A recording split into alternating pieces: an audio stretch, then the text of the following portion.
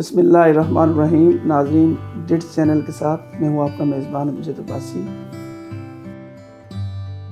नाज़रीन, आज जिस मौजू पे बात करेंगे वो है रावलपिंडी हाई कोर्ट में एक लार्जर बेंच तश्कील दिया गया, जिसमें कि section 25A family court act के तहत अगर एक ज़िले से दूसरे ज़िले में कोई इजराई डिग्री की जो पटिशन है, दरख्वास्त है, वो ट्रांसफ़र करनी हो या कोई केस ट्रांसफ़र करना हो, तो हमें पता है सेक्शन 25A के तहत हमें हाई कोर्ट में दरख्वास्त देने पर CM लगानी पड़ती थी।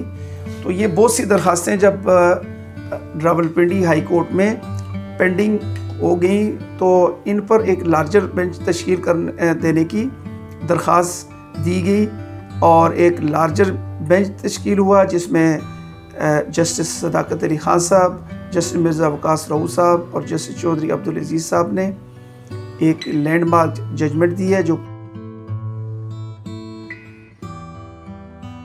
और ये रिपोर्टिंग के लिए गई हुई है। अभी रिपोर्ट शायद हुई नहीं है, लेकिन इसमें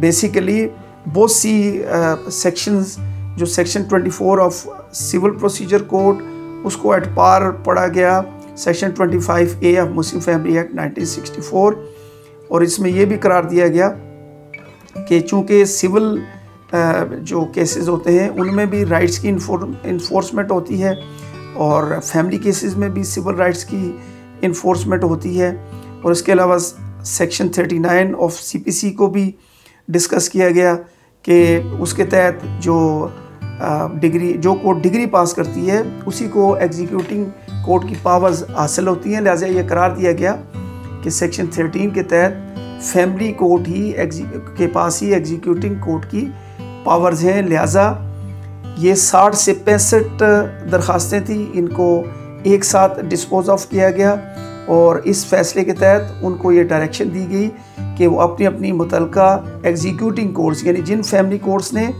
ये डिग्री पास की, उनके पास जाकर आप एग्जीक्यूशन पटिशन लगाएं।